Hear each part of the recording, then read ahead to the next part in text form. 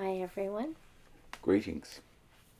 We're on page 134 of the Pure Worship book, a new subhead, They Will Be My People, still based on Ezekiel 37, which we're going to read more comprehensively than they reference in a few minutes. Here's the one paragraph we want to deal with today, because there's a couple of real serious issues here in this one paragraph. And that is paragraph, what's the number? I can't read it. I think it's 15. Ezekiel's prophecy itself suggests that many individuals would be moved to join the anointed in pure worship. Jehovah stated about his people, I will, ... I will make them many, and my tent will be over them. Two issues there, the ellipsis, ... and over them we'll talk about in a minute. This is all referencing Ezekiel 37 verses 26 and 27, and they make a point of, look at the footnote for verses 26, 27. These statements bring to mind what was prophesied to the Apostle John some 700 years after Ezekiel's time, namely that the one seated on the throne would spread his tent over a great crowd. So that's a very paraphrased version of two verses in Revelation, that is 7, 9, and 15. Yeah. Today, the anointed and the great crowd dwell as one nation, God's people under his protective tent. And of course, if you're getting to this united idea, which they've been doing this whole chapter, how are they one nation when you say some of them, the rulers, are going to be forever in heaven, and they're not even human anymore? And the humans on earth will never see their rulers again. How is this unity? Now the Christian church looks at this and says, what are you talking about? Yeah. All Christians have one hope, which you usually ridicule, But they're also, despite the fact you have created a second hope. they're also jamming together a text from Ezekiel and then a text from Revelation, not whole, any of them, just bits and pieces jammed together to make their point. And their point is that somehow the unity is That we're miraculously all of the same opinions, whereas you aren't. Well, on the hope, Christians are of one opinion. That is, there's one hope, and it's to be with Christ, wherever Christ is. We can differ as to where Christ is going to sit on his throne. And some Christians, many Christians, believe that's in heaven only. And you do too. You agree with them there. But millions and millions of Christians also believe Christ is coming back here to rule on an earthly throne, at least some of the time. But having access to both heaven and earth. So what have they done that's really illegal in Revelation 7, 9, 15? Well, then you have to realize the history of this organization. They've changed their opinion about this. At least we can say for Russell and Rutherford during his first 10 years of reign, that he had the great crowd, like Russell did, in heaven, because it says in the same text you reference here, they're before the throne.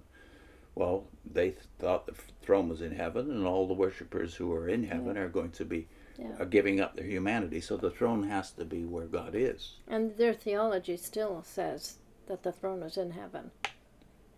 So according to their theology, they have a problem, because Revelation places them, the great crowd, before the throne. Yeah, and we have a link to that effect at the end, don't we? Yeah. But now you're inconsistent, because you say the throne is still in heaven, but the crowd are on earth. Then you reference Ezekiel, and that's the real problem here, because you're taking extreme liberties with the Ezekiel passage. They've only referenced parts of verses 26 and 27, but we want to look at the whole context. So we'll read from 24 to 28. 37, 24 to 28. My servant David will be their king, and they will all have one shepherd. They will walk in my judicial decisions and carefully observe my statutes. They will dwell on the earth, on the land that I gave to my servant, to Jacob, where your forefathers lived, and they will dwell on it forever, they and their children, and their children's children. And David my servant will be their chieftain forever. And then now we're at 26. And I will make a covenant of peace with them. It will be an eternal covenant with them. I will establish them and make them many, and place my sanctuary among them forever. My tent will be with them, and I will be their God, and they will be my people. And the nations will have to know that I, Jehovah, am sanctifying Israel when my sanctuary is in their midst forever. Is it clear? How many Very times clear. does God have to say it where the tent, the tabernacle, the sanctuary is going to be? And who he's talking about. You must have used the word them or there five or six times. Yeah. It's all who are over they? the place. Well, the last verse, I'm glad you put so much emphasis on I, the Lord, am the one sanctifying Israel when my sanctuary is in their midst. And it's tied to his name. Yeah. That's what I think turned me around, which you've made our work as Jehovah's Witnesses the vindication of God's name, when actually God himself says here He's he vindicating himself. By his relationship, his intimate relationship with his ancient people. His covenant keeping with this people.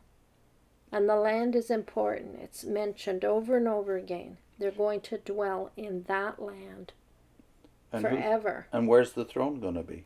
Verse 24, let's not forget how this started. My servant David shall be king over them. Now, whether you take David as a reference to Messiah or to the personal David, who after all was a king and is the king, he is the ancestor of the Messiah, whether you take it as a reference to David resurrected on earth or to Messiah, it has to be on earth.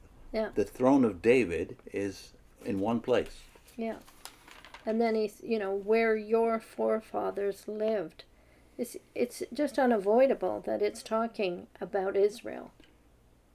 So we know, even in their translation, the way they translate it, they've made a problem for themselves, because even in the Pure Worship book, they've referenced the footnote, not what their text says. What does their text say? So the text of 27 said, my tent will be with them. And then with has a footnote, or over. And in the paragraph that you read, it said over. Yeah. Not with. Yeah, because they want to harmonize it with Revelation. But who says you have to harmonize it with Revelation? But the other thing that I just put brackets around what they actually quote. So they reference verses 26 and 27. This is what you get from the literature. I will make them many. My tent will be with them. That's all out of those two verses. So they just chop everything up and kind of put it together. Put it in the blender. Yeah. Try to blend it with Revelation 7.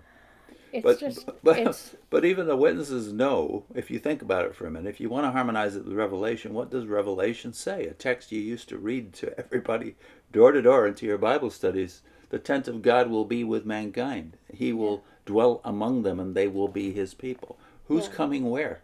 You're not going there to rule. He's coming here to rule. Yeah. So I remember you almost choked when you read this. When you read this paragraph, and that's why we stop after one paragraph today. We couldn't handle it's two. It's just too much. It's... You look a little... Once you learn to notice, like when you're reading paragraphs, notice where the quote marks are in any scripture. And you'll see it's like bits and pieces all the time. So once you know how to read the Bible and you know how to study, this kind of stuff is going to be as upsetting to you as it is to me. I think your reaction after we finished that paragraph was, I want to. Yeah, throw up. It's just awful. And our link today is Revelation for Jehovah's Witnesses, which, by the way, is a playlist. Mm-hmm. So we'll put the playlist on. We really urge you to watch everything in there, because Revelation is a new book once you're out of the Watchtower. Yeah. And the very first one is an introduction to their treatment of Revelation, the 6 books. But number 2 is on this situation. Yeah. The great crowd. Where's the great crowd? Where's the 100? Where are the 144,000? Yeah. So it's where and when about the great crowd and the 144,000. And then Videos look at 2 and 3. Look at the link and follow it up. So look at 2 and 3. You know, they kind of both are about that subject. And I'll say, watch the whole playlist. It's, I don't know. I don't know how many videos. It's dozens and dozens anyway. Probably maybe 100 by now. I don't know. Yeah. But there's also, it's not just about the controversial issues. It's also about Revelation 1 to 3, which had a lot to do with our realizing how we should view church. Yeah. So you'll see the first videos are more about the controversial issues, the differences between Christendom's interpretation of Revelation and yours as a witness. But a lot of the other videos are about more practical stuff like, how do you think about the Church of Jesus Christ? Yeah. See you next time.